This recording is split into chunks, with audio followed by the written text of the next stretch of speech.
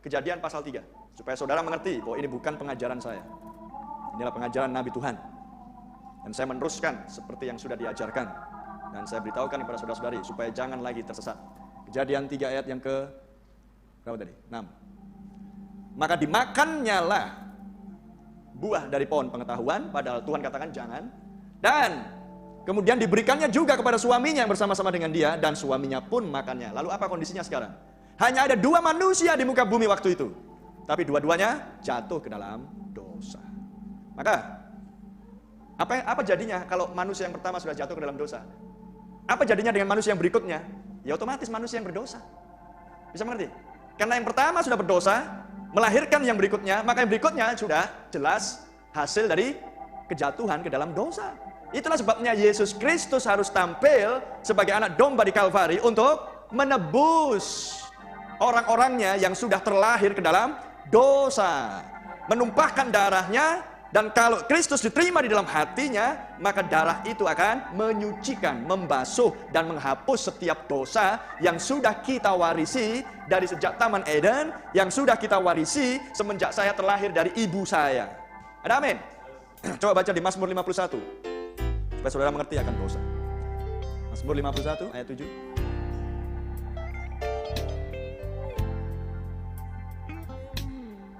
51 ayat 7.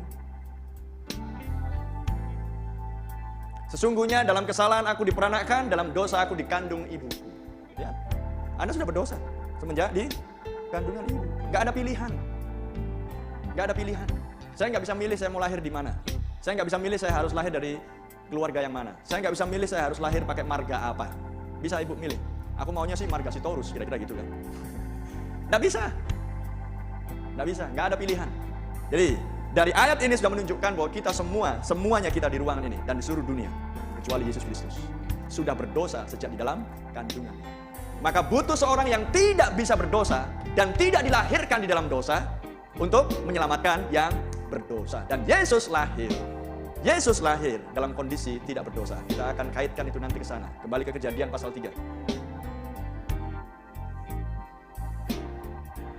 Jadi manusia ini dua-duanya sudah jatuh ke dalam dosa karena melanggar firman Tuhan. Sebab buah yang tidak boleh dimakan sekarang sudah mereka makan. Dan kemudian ayat yang ke-7. Maka terbukalah mata mereka berdua dan mereka tahu bahwa mereka telanjang. Lalu mereka menyemat daun pohon ara dan membuat cawat. Apa yang dilakukan setelah mereka memakan buah itu? Mengumpulkan daun pohon ara, membuatnya menjadi penutup dan menutupnya ke bagian cawat, organ tubuh manusia untuk melahirkan, reproduksi.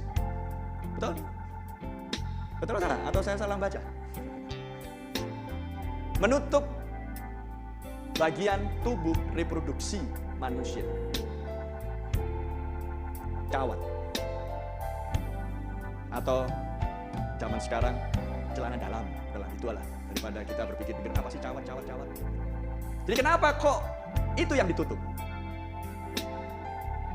Kan yang memakan buah kan bukan itu. Yang makan buah itu kan mulut. Jadi mulut yang berdosa, mulut yang salah. Tapi yang ditutup bukan mulut. Tapi bagian organ manusia untuk melahirkan, reproduksi. Untuk berkembang biak. Untuk bertambah banyak. Betul salah? Ya. Lantas buah apa sebenarnya yang dimakan oleh perempuan dan Adam? Apa yang ditawarkan oleh ular? Itulah yang perlu disimak baik-baik. Lanjut.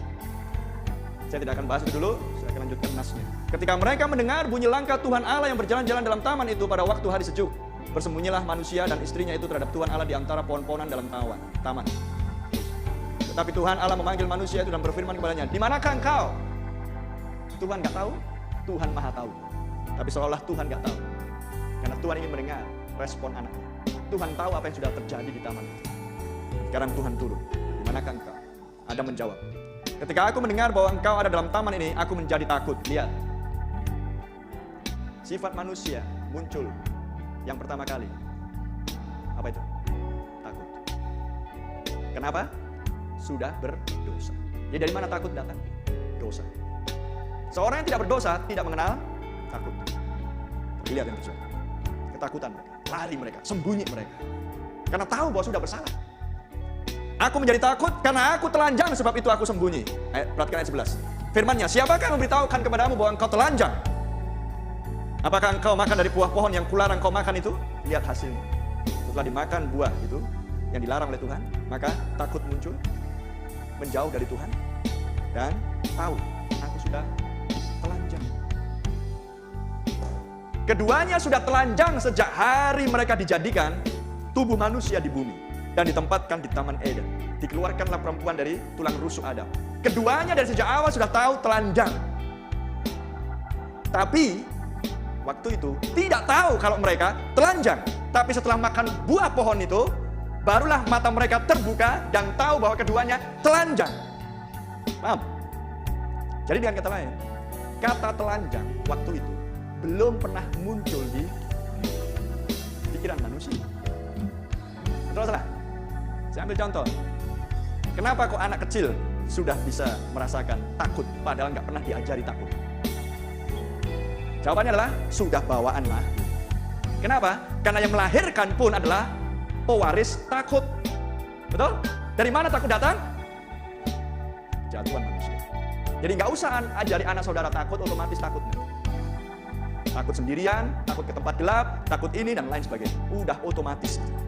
Sehingga saudara bisa melihat apa yang dulu terjadi di Taman Eden mengikuti terus sifat manusia ini berdosa. Pertanyaan sekarang adalah, apakah saudara-saudari mau diputuskan dengan hal itu supaya jangan lagi mengikuti hidup? Mau kan? Pasti mau. Untuk itulah Yesus datang untuk menebus kita. Untuk itulah Yesus datang di akhir zaman untuk membukakan rahasianya supaya kita tahu dan sadar sekarang. Oh, berarti karena yang dulu ya. Tuhan, tolong saya tidak mau memiliki hal-hal itu lagi di dalam hidup. Jadikan aku